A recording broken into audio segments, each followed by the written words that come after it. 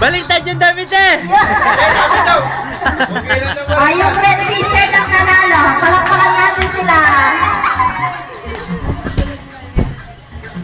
Ang bilis-bilis ng banda doon kanina. Ngayon. Pag nahuli, wala